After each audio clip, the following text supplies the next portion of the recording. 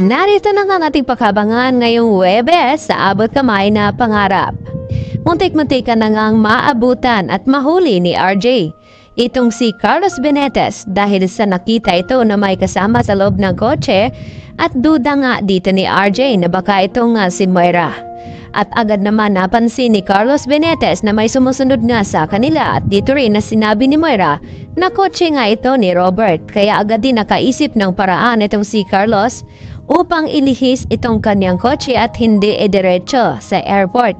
At dito nga na iniwan ni Carlos Benetes itong si Moira at sinabi na magtaksi na lamang siya papuntang airport dahil muntik-muntika na nga silang mahuli dito ni RJ. Samantala, nagpunta naman itong si Giselle dito sa airport, nagbabaka sakali na baka dito si Moira makita at sa hindi inasahan ay si Zoe nga kanya nakita at inakala ni Giselle na makipagkita ito si Zoe sa kanyang ina. Subalit nagkamali nga ito dahil nakahanap din ng paraan itong si Zoe na ihatid dito mga papeles na ibigay kay Dr. Hiroshi para sa Japan. At dahil dito, napahiya nga itong si Giselle at naabutan ni Giselle sa Apex Hospital itong si RJ na tila nawawala na ng pag-asa at nito rin naman na sinabi ni Giselle kay RJ na lakasan lang ang kanilang loob at huwag mawala ng pag-asa dahil makikita daw nila itong si Moira at nagtanong itong si Giselle dito kay RJ kung saang bansa imposible na magpunta nga itong si Moira at naisip ni RJ na baka sa Amerika dahil may mga kamag-anak daw siya naroon. Subalit baka hindi rin sa Amerika ito nagtungo dahil sa tulong na dito ni Carlos.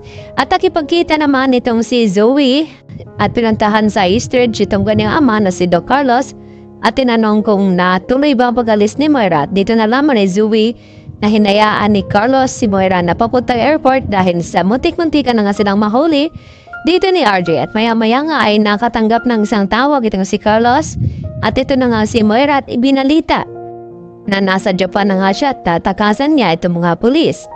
At nakahinga naman ng maluwag itong si Zoe na malaman niya na ligtas na nga itong kanyang ina na si Moira. At dapat daw ay bumili ito ng sariling gamit na sa ganun ay matawagan niya itong si Zoe. Samantala, galit naman ito si Zoe nang malaman niya dito kay RJ na i-broadcast ni RJ sa buong media at sa lahat ng kanilang mga kababayan na nasa ibang bansa na sana kapag makita itong si Moira ay magbigay alam sa kanila upang magbigay ng pabuya itong sina Giselle na mahigit 1 milyon pesos kapalit kay Moira Tanyag. At dito na hindi nagustuhan ni Zoe. At dito nga, na tumawag itong si Moira kay Carlos at nalaman din ni Moira na nasa Japan itong si Lynette at analin at pinag-iingat niya ito. At kinabukasan nakipagkita na nga ito si Moira dito sa kakilala ni Carlos Benetes na mag-ayos nga sa kanyang mga papeles. At dito nga na hindi inaasahan din ni Annalyn na makilala niya itong si Moira dahil sinumbukang habulin ni Annalyn at ibalik nga itong gloves na naiwan sa lamesa.